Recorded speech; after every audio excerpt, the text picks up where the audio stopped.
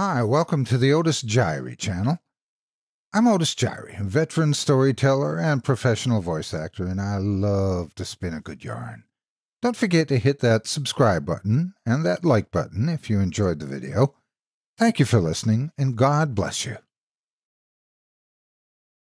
Love, narrated by Otis Jiry.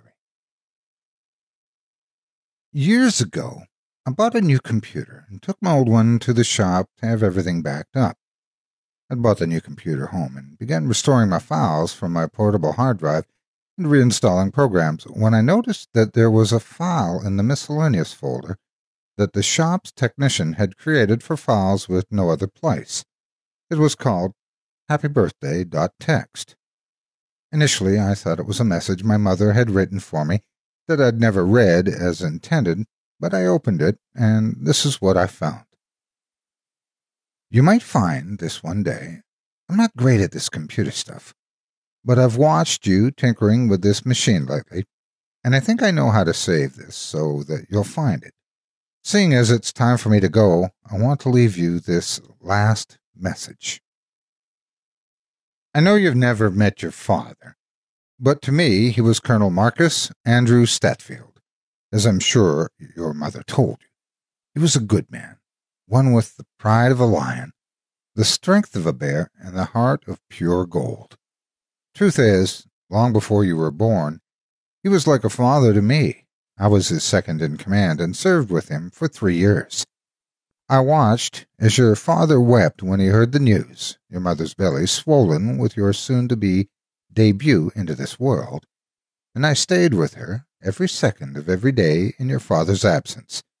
That was until the day you came into the world, and that's when my focus shifted to you. I watched as the nurses cleaned you and handed you to your mother. She glanced knowingly in my direction as I stood smiling over the both of you, like she'd suspected all along, and I'd be willing to bet my last penny she did. I watched you grow, and I remember everything, even the things you don't. You were always such a happy baby, and it seemed you had inherited your father's sense of humor. When you were about 4 months old, you did just about everything in your power to hinder your mother's attempts to change you, laughing all the while. You were a wild one at heart, just as you are today, just like your father. When you were about 6 months old, you and I played all the time. We had one game in particular where I grabbed your toes and tickled your belly. You loved it, though when your mother came in I had to stop, and it always perplexed her when you'd cry abruptly at those moments. After a while she seemed to get the idea that you didn't like her, which is when I realized I had to back away some. When you were about 1 year old, you seemed to develop a sixth sense for me, and although you couldn't really see me so much or so well anymore, you remained aware that I was there. I couldn't play with you as much as before, as I knew it would only hurt you in the long run, but I always kept guard. I know you still saw me because you had a way of testing my presence. You'd throw toys into a corner where I'd been standing and then wait to see if I would play with them. Now, I know you won't remember this, but once you threw a bear and a rag doll at me, and because your mother was busy in the kitchen making dinner, I kept you entertained by putting on a little show. It wasn't nothing special, I just made them dance a little. You were laughing loudly, and your mom came in to see what was so funny, but she didn't laugh when she realized what was happening. I'd bet that to this day you could mention the bear and rag dance doll, and your bringing it up would still drain the color from her cheeks. But do me a favor, don't. I think it would be kinder to ask her if you ever threw your toys into that corner. That isn't quite as bad a memory for her as the dancing. Do you remember your first word? I do. It was love. To this day, the thought of it makes me chuckle a bit. For a time, it was the only word you'd say. Your mother made certain to remind you every day just how much she cherished you. If she had a spare moment, she'd lean in and gently whisper, "Love you, baby." She said it so often, I'm not surprised that particular word stuck with it. And what a wonderful word it was, and is. I remember how you once tugged my heartstrings something awful while your mother changed you in the bathroom. It seemed you caught a fleeting glimpse of my reflection in the mirror behind her, and you pointed and said, "Love." Well, it sounded more like "wove," perhaps, but your mother knew all the same, and oh, how she laughed and affirmed it. As I walked out of the reflection, however, it seemed my absence made you upset. You grew restless, and I was again reminded that I had to be stealthier. You were growing more and more every day, and it seemed you needed me more than ever, but there were rules and consequences if I broke them. I'd made a promise to your father as well, which I couldn't afford to break, so I kept my distance. Over time, of course, I broke the rules. I broke so many rules in order to protect you. As it turned out, my promise to your father was more important. You were more important. I remember the day when, age 3, you mastered walking and began exploring. You were such a little scout. At that age, you never stayed in one place for long. Those little legs of yours opened up a whole new world of discovery for you, and you weren't about to let them go to waste. One day you were with your mother in the market when a woman's shiny purse caught your eye.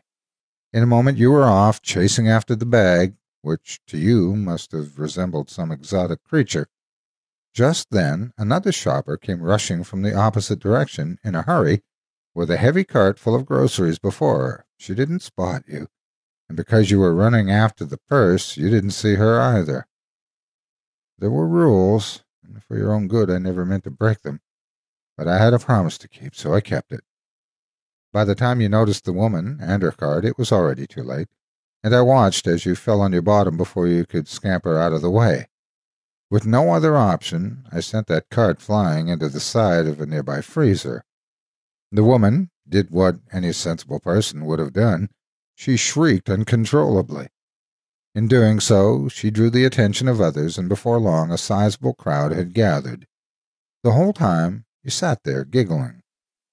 I'll admit I was embarrassed to have created such a scene, and made doubly sure to remain hidden, but if I'm being honest, I laughed too, right along with you. Your mother came running, of course. When she arrived at the scene, she found you safe and sound. When she asked you what happened, you simply pointed to the shattered freezer and the overturned shopping cart and said, "Love, Mommy." And I smiled. As you grew up, you became more sensitive to my presence, and although I meant only the best for you, it seemed my involvement in your life had begun to pose risks which outweighed the benefits. It soon became clear when I should or shouldn't intervene, and as such, I chose my moments carefully. You were a smart kid, just like your father, and for the most part, you handled things splendidly, and I took great pleasure in watching you grow up before my eyes. And in fact, I was not discouraged at all by your independence. Rather, I was so very proud of you. In spite of my efforts to keep my distance during those years, I admit I slipped up a few times and broke the rules, though I don't, not for a moment, regret keeping an eye on you and keeping my promise. While, for fear of the rules, I was unable to make my presence known in more meaningful ways, I helped with little things to make your life a bit easier.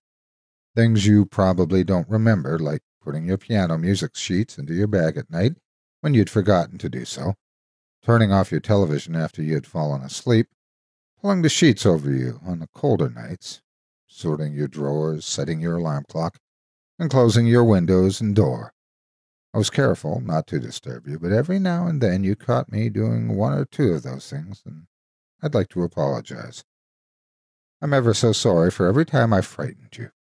Oh, if only you had known my intentions. If only I had been able to explain or show myself. I never meant to scare you. Once you were doing your homework and fell asleep at your desk, so I filled in all of the answers for your math quiz. You made such a fuss to your mother earlier about how strict the teacher was about homework, and I wanted to help.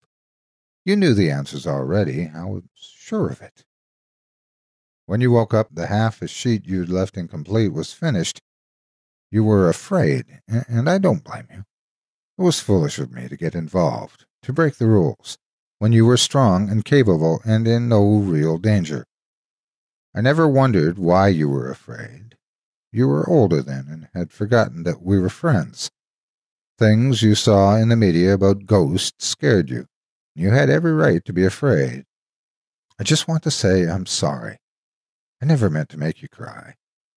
If only I had taken a little extra care, you'd never have known. I just wanted to keep you safe and happy. I enjoyed watching you mature and become more like your father every day. Though you had your wits about you, you were a great risk-taker, and watching over you became more of a challenge. Gradually, I exposed myself more and more, most memorably on the night when you threw a party while your mother was away for the weekend. I saw the types of friends you'd made from the wrong crowd, trying to fit in with the popular kids. They brought others, people you didn't know, who brought liquor and drugs, and from where I was standing, I could tell the whole thing made you uncomfortable and wasn't what you'd planned. Though I knew it wasn't my choice to make, you were still only a baby to me, just 15 years old. When the kids with the drugs offered them to you, your face said it all. When everyone other than you began to pressure you to take a hit of one thing, a drag of another, you were scared. But you never gave in. When you told one of the boys you didn't know they were into that sort of thing and asked him and his friends to leave and they refused, when you tried to usher them out the door when things turned violent, and one of them pulled a gun, put it to your head, and threatened to kill you in your own home, your father's home, I lost control. My rage boiled over. I seethed, and the lights flickered, the TV volume rose, piano keys rattled, and the windows and doors crashed open and shut. Then finally I broke my silence and unleashed a spectral roar that sent everyone running from the room, fleeing in terror. You tried to follow, too, but I slammed your door in your face and wouldn't let the handle go until your mother pulled into the driveway. With that defining moment, you were more frightened of me than ever, and no one, not even the good kids, would visit you.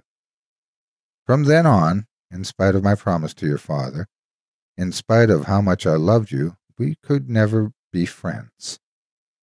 Not after what I'd done. In my eyes, I'd just saved your life. In yours, your life was ruined. I hoped that someday you would understand. Some nights you sat awake late into the evening watching for me, and I stood still in the darkest corner, mere yards away, looking right back at you, hesitant to try and reassure you of my good intentions on account of the rules. Sometimes you screamed, "I hate you! Get out! Leave me alone!" And just as you did, as a toddler, you threw things into my corner. Only instead of toys for me to play with, you tossed heavy books, CD cases, and anything else you could get your hands on, which you imagined could persuade me to go away. You sat in bed watching the corner, my corner, and for a long while I felt terrible about what I did. I'd nearly broken the promise to your father, but more importantly, I'd almost broken an unspoken promise to you. Things remained tense until one night when you tried to make peace with me. That night you sat up in your bed and said, "If you're here, I'm sorry. I know you were only trying to help me." I wanted to say something, but I couldn't, not even as you shuffled around nervously and called out to me. "You're here, right?" you asked. "Could you show me a sign?" I wanted so badly to respond, to tell you that I was there and that I'd heard you, but fearing for your well-being, I stayed in the darkened corner, kept silent, and nodded. It's your 18th birthday today, which is exactly why I'm writing this to you. This letter is my present to you. I wanted to wish you a happy birthday. I did my best to make sure you had a good life and to protect you. You're no longer a little boy, and you turned out great. Your father will be so proud of you. So proud. I'll be sure to tell him about you when I getting to sitting beside him on that bar stool he's been saving for me all this time. You were a handful, and I think I've earned that drink. You're all grown up now, and you're still a smart kid, just like your dad. I know you'll take care, be safe, and live a happy life, even without me. Don't worry about the spooky corner anymore. I won't be scaring you anymore. But that doesn't mean I've disappeared. If you find this one day, try calling out to me. Call me what you used to call me when you were little, that you always moved me. Just say, love, and I'll be at your side, forever and always. Yours truly, Lieutenant Ashley Gilchrist. I was floored when I read the letter. All of the things that happened when I was growing up, they finally made sense. I'd always thought I was seeing things until the night of the party when I watched my life fall apart. I'll be the first to admit that I was scared of Ashley because I didn't understand what he was, why he was there, or what he was after. But now I see that I had it all wrong. A few days after reading the letter, I asked my mother a few questions about the spooky things that happened when I was growing up. She was very nonchalant about the whole thing, until I mentioned what happened in the market. Then and there she stopped cleaning, set down a cloth, turned to me and smiled. I always knew you had a guardian angel watching over you, honey, she said. Whoever it was, it made sure nothing bad ever really happened to you. As she turned around and began to resume washing the dishes, she asked, So I guess you met it then, right? Your spirit friend? Not exactly, I replied. He left something for me. I went upstairs, brought my laptop down, and showed her the letter Ashley had written to me. By the time my mother finished reading the note, she was bawling, and then she told me all about Lieutenant Gilchrist. He was a kind boy, she said. Your dad brought him home once to meet me, a month or two before you were born, just a few days before they were both redeployed. And I'll tell you what, Ashley was as loyal as a dog to your father. He had a love and respect for your dad that was intimidating at times. Once, when Ashley came to our home on leave, Marcus nearly had to order him to make himself at home. Apparently, Ashley felt he had to be given permission to remove his uniform in the presence of his commanding officer. But it was more than that. I think Ashley looked at your dad as a father figure. I don't really know much else about the lieutenant's background, but I remember your father telling me that he was a good drinking partner, a fine soldier, and an invaluable friend. My mother took a deep breath and choked back a few of her tears before continuing on. A few days after Ashley's visit, after they'd been redeployed, I got a phone call. Your father and his battalion had been ambushed by insurgents while doing reconnaissance, and he and Ashley got separated from the rest of their troop while under heavy fire. When the skirmish was over, your father's unit was mostly uninjured, but your dad, well, he didn't make it. And neither did Ashley. She paused for a moment. The way they found them was peculiar, she said, and swallowed hard, then looked me right in the eye. Ashley was found riddled with bullets, shielding your father, who'd only been hit twice himself. It seems Ashley protected your dad right up until the moment he died, and probably could have escaped with the others if he tried, but he wouldn't leave your father's side. He refused to leave him behind. And with that, we both burst into tears. Love. That's exactly what Ashley was. I never had any reason to be afraid of my guardian angel, after all. I'd give anything just to tell him I'm sorry and that I love him. I'm ashamed of the way I treated him toward the end, and I realized that he loved my father so much that not even death could stop him from keeping the promise he made, which he'd mentioned repeatedly in the letter. But what was that promise exactly? I turned to my mother and asked her about it. It was made in this very house while they were setting up your nursery, she said, wiping tears from her eyes. No matter what happens, promise me you'll watch over my little boy. Thank you so much for taking time out of your day to listen to this story in its entirety. If you enjoy what you hear and what I do and would like to support me and my efforts, visit my Patreon page at patreon.com/Otis Jiry. If you haven't yet, please hit the like button and subscribe today, and share this video with everyone on your social media. It helps more than you could ever imagine. If you'd like to see a particular story narrated, including one you may have written yourself, send it to submissions@otisjiry.com and I'll take a look.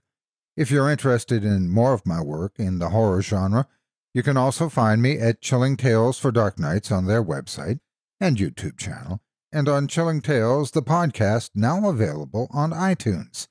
Again, thank you for listening and have a great day. God bless you.